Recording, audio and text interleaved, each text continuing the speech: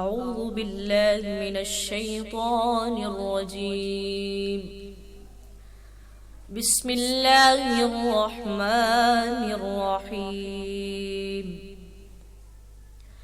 ولا تلبسوا الحق بالباطل وتكتموا الحق وأنتم تعلمون. وأقيموا الصلاة وآتوا الزكاة واركعوا مع الراكعين. أتأمرون الناس بالبر وتنسون أنفسكم وأنتم تتلون الكتاب أفلا تعقلون. واستعينوا بالصبر والصلاة وإنها لكبيرة إلا على الخاشعين الذين يظنون أنهم ملاقو ربهم وأنهم إليه راجعون. يا بني إسرائيل اذكروا نعمتي التي أنعمت عليكم وأني فضلتكم على العالمين. واتقوا يوما لا تجزي نفس عن نفس شيئا ولا يقبل منها شفاعة ولا يؤخذ منها عدل ولا هم ينصرون. وإذ نجيناكم من آل فرعون يسومونكم سوء العذاب يذبحون أبناءكم ويستحيون نساءكم وفي ذلكم بلاء من ربكم عظيم. وإذ فرقنا بكم البحر فأنجيناكم وأغرقنا آل فرعون وأنتم تنظرون. وإذ واعدنا موسى 40 ليلة ثم اتخذتم العجل من بعده وأنتم ظالمون ثم عفونا عنكم من بعد ذلك لعلكم تشكرون. وإذ آتينا موسى الكتاب والفرقان لعلكم تهتدون. وإذ قال موسى لقومه يا قوم إنكم ظلمتم أنفسكم باتخاذكم العجل فتوبوا إلى بارئكم فاقتلوا أنفسكم ذلكم خير لكم عند بارئكم فتاب عليكم إنه هو التواب الرحيم.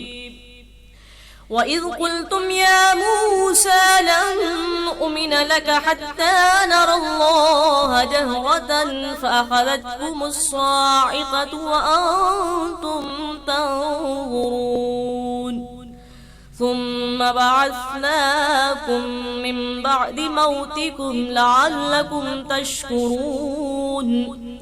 وذللنا عليكم الغمام وأنزلنا عليكم المن والسلوى كلوا من طيبات ما رزقناكم وما ظلمونا ولكن كانوا أنفسهم يظلمون. وإذ قلنا ادخلوا هذه القرية فكلوا منها حيث شئتم رغدا وادخلوا الباب سجدا وقولوا حطة نغفر لكم حطة نغفر لكم خطاياكم وسنزيد المحسنين. فبدل الذين ظلموا قولا غير الذي قيل لهم فأنزلنا على الذين ظلموا رجزا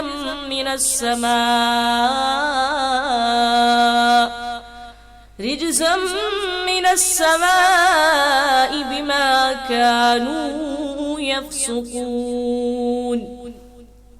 وإذ استسقى موسى لقومه فقلنا اضرب بعصاك الحجر فانفجرت منه 12 عينا قد علم كل أناس مشربهم كلوا واشربوا من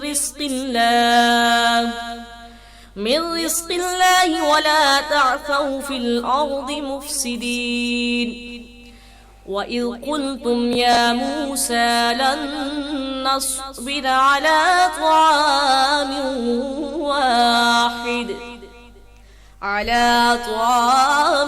واحد فادع لنا ربك يخرج لنا مما تنبت الأرض من بقلها وقثائها وفومها وعدسها وبصلها. قال أتستبدلون الذي هو أدنى بالذي هو خير اهبطوا مصرا فإن لكم ما سألتم وضربت عليهم الذلة والمسكنة وباءوا بغضب من الله ذلك بأنهم كانوا يكفرون بآيات الله ويقتلون النبيين بغير الحق ذلك بما عصوا وكانوا يعتدون.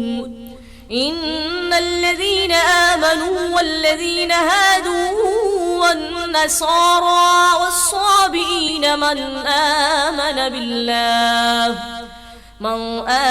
بالله واليوم الآخر وعمل صالحا فلهم أجرهم عند ربهم ولا خوف عليهم ولا هم يحزنون. وإذ أخذنا ميثاقكم ورفعنا فوقكم الطور خذوا ما آتيناكم بقوة واذكروا ما فيه لعلكم تتقون. ثم توليتم من بعد ذلك فلولا فضل